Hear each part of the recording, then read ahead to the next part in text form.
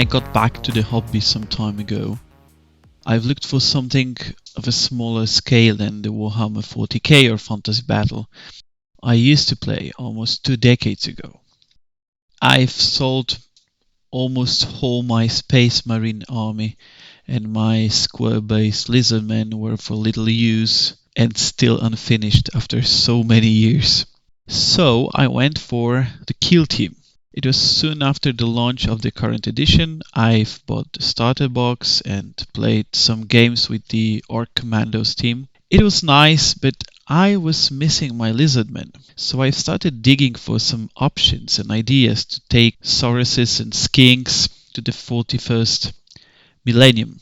I've seen some really nice conversions people make, mixing Tau and Seraphon miniatures. It seemed okay lore-wise, the greater good and the elders, technologically advanced, etc. But something was missing. There were no mighty sorcerers, and the Lizardmen have some of the most powerful in the old world. So I dug deeper. As probably some of you know, in the old editions of the Warhammer 40k, there was a faction called the Star Slann. They were really nice miniatures, but definitely resembled more the Seraphon army than the high-tech Tau. They had warriors in Asian-looking armor, equipped with some futuristic guns. So I wanted to find models that would be more decorative and resembled the old ones' aesthetic. At the same time, I had to come up with a kill team that I would proxy. I thought about the Emperor's talons. They fitted the aesthetic with lightnings, eagles, and lots of gold, but their play style and strong sides did not resemble the Lizardmen. Then a fellow player from the friendly local game store suggested the Warp Coven kill team, consisting of Thousand Sons sorcerers and marines and Sangor warriors. Seemed like a great fit. I found some conversion ideas online. The Saurus warriors seem great as a proxy for Sangor warriors. And for the sorcerers, I was sure I wanted to use skinks somehow. After all, they are the ones who can become shamans. In the end, I decided that the gunner should also be a skink. In the Lizardmen army, they shoot the bows and blowpipes. Then I needed to gather necessary bits. I had plenty of the old Lizardmen models, but they didn't offer many parts for kit bashing, apart from the precious metal command groups. So I had to go shopping for bits. I also needed the bodies for the sorcerers and the rubric marine. For a moment I considered just taking the proper models for the Thousand Sons. However, they have clearly distinct aesthetic and details, so I went back to the initial idea to use Adeptus Custodes models. To be as close as possible to the original model sizes, I chose the Alaris Terminators for the sorcerers and a Custodian Guard as a rubric marine. Having gathered all the necessary bits and parts, I sat down to a rather ambitious, at least for me, kit bashing. I wanted to make it look like the skinks were inside these giant exosuits that they control through some warp trickery. So I started with adding old skinks' heads to some Custodes' bodies. But I wanted to stress the fact that inside these huge armors are still these small creatures. I cut out a part of a skink with a protruding arm and added it to one of the Alaris Terminator's bodies. With the next one, I wanted to go even further. I had one old metal skink called One Rider. I wanted to make his legs hang outside the Custodes' armor. It took lots of drilling and fitting and really lots of drilling, especially with my old drill.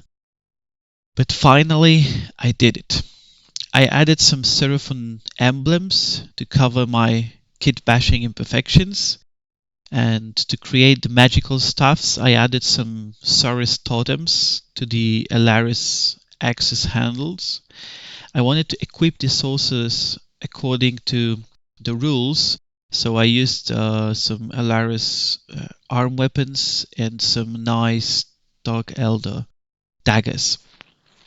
For the Rubric Marine Gunner, I made the Soul Reaper cannon out of my Deathwing bits. Even a feather on the assault cannon looked appropriate.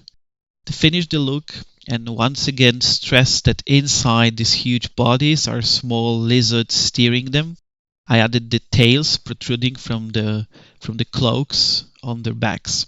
As for the Zanger warriors, I used old Saurus warriors' bodies and added new temple guard heads, an additional hand weapon cut from the other warriors. For the champion, I used a Alarus Terminator arm with a huge axe, and to have the appropriate base sizes and to make the minis more 40k, especially for the Saurus/Zanger warriors, I used the Imperialis sector bases.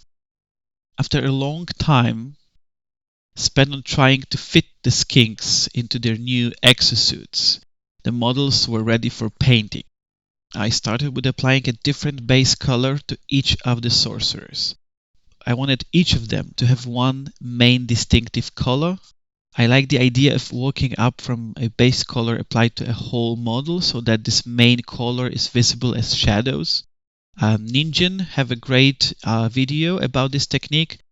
In my case, it didn't go as smoothly as I would want to, but still I'm happy with the effect.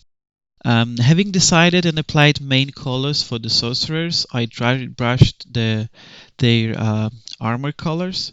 I definitely wanted to make them colorful with only rims and other details in gold.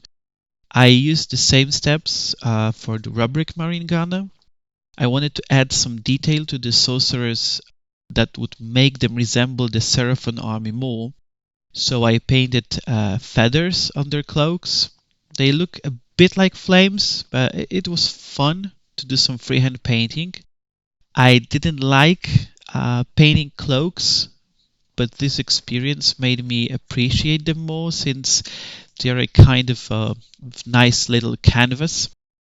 For the Saurus/Zanger warriors, I used a color recipe I used for the Saurus warriors in my Lizardmen army.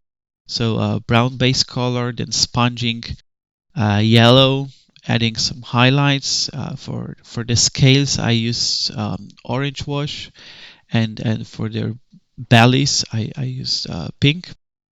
Moving on to bases, I decided to go for a kind of an old temple floor look. I started with reddish brown as a base color, and then dry brushed gold, and then added green wash made of watered down acrylic paints to make it look like some of patina, and I finished it with silver highlights. I wanted to make one of the sorcerers flying or hovering like the original Exalted Sorcerers set. So I used some 3D misprints as a cloud and a bunch of zigzag strings, also 3D misprints, to create lightnings coming from the sorcerer's stuff and hitting one point on the base, and also added the object source lightning around it, and also cast some light on the cloud on which the sorcerer was hovering. And to stress once again that these huge bodies are in fact exosuits controlled by small skinks, I used some wire to create kind of lightning between the protruding skink's arm and the huge arm part of the armor.